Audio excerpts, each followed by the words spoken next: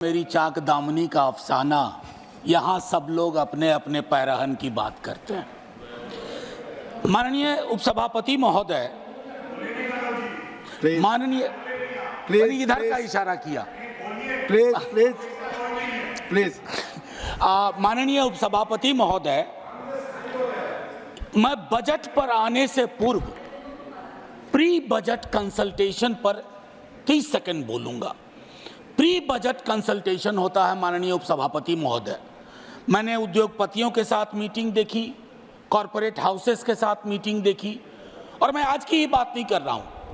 कई वर्षों से प्री बजट कंसल्टेशन में सीवर में उतर के मरने वालों के प्रतिनिधि मंडल से बात नहीं होती, ठेला मजदूरों से बात नहीं होती, बेरोजगार युवकों से बात नहीं होती, छोटे मझौले किसानों से बात नहीं होती, और अब तो ट्रेड यूनियन से भी बात होने की रवायत बंद हो गई है। क्योंकि हाल के दिन में जॉर्ज साहब पर एक किताब पढ़ रहा था, राहुल राम गुंडम जी की।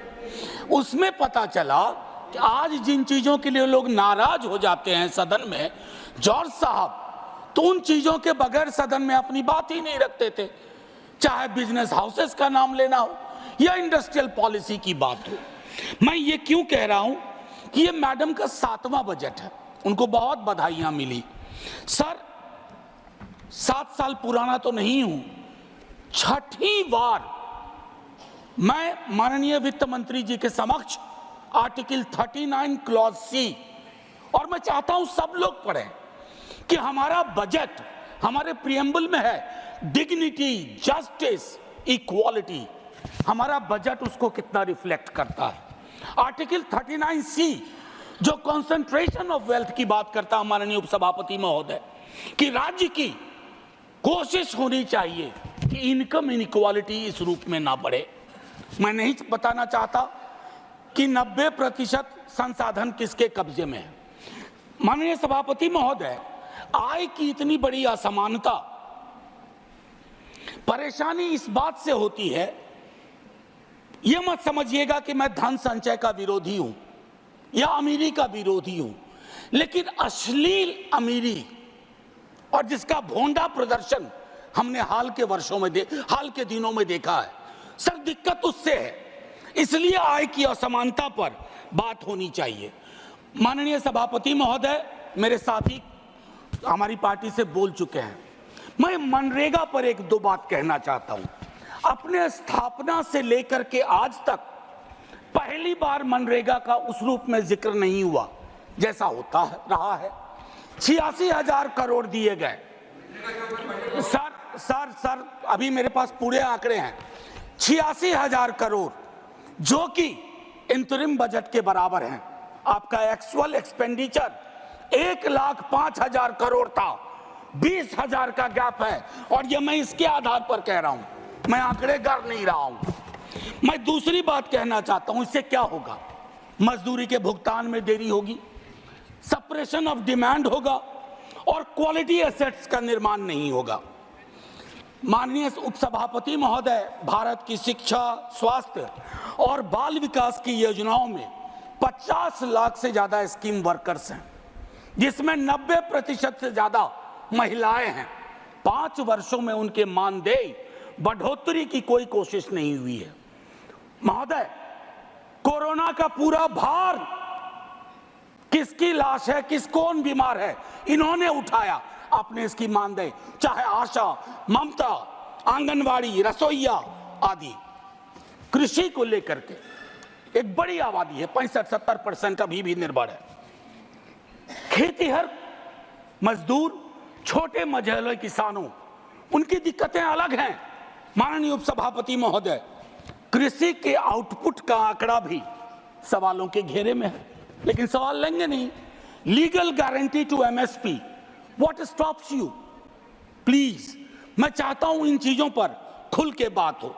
सर, 24 के मैंडेट की एक खास बात है, मैं पहले कह चुका हूं, दोनों पक्षों के लिए एक संदेश, हमारे लिए संदेश है what you have done is not enough, और उनके लिए संदेश है एक्नॉलेज करो दिक्कत कहां है। एक्नॉलेजमेंट है इस बजट में सर, मैं इनकार नहीं करता हूं, एक्नॉलेजमेंट है। प्राथमिकताओं की बात होती है। कहा गया 4 जातियां हैं सिर्फ, कृषक, युवा, महिला, अन्नदाता, 4। सर ये सोशियोलॉजिकल एंथ्रोपोलॉजिकल इंस्ट्रूमेंट का बेजा इस्तेमाल है। इस देश में जाति हकीकत है सर, 100 दफा बोल चुका हूं और मैं कह रहा हूं कि जब तक आप जातिगत जनगणना नहीं करवाएंगे, आपकी टारगेट स्पेसिफिक नहीं होगी, आपका बजट मीनिंगलेस होगा, आपकी नीतियां लोगों तक नहीं पहुंचेंगी। सर पे हाथ रखने से, आंख पर हाथ रख लेने से हकीकत नहीं बदलती है सर। और I must tell you, idea which has arrived, you cannot kill that idea.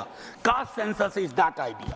Sir बेरोजगारी को लेकर के तकरीबन 27-28 करोड़ का बैकलॉग है सर, और बेरोजगारी की कहानी अद्भुत है।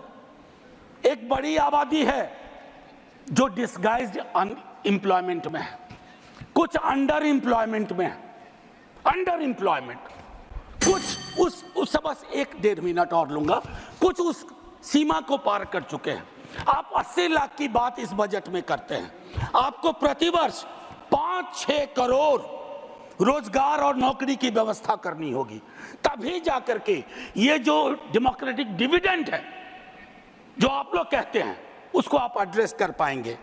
एमएसएमई सेक्टर सर, खास करके उसमें जो माइक्रो और स्मॉल है, आपने उसकी रीढ़ तोड़ दी है, चाहे डिमोनेटाइजेशन हो, जीएसटी हो।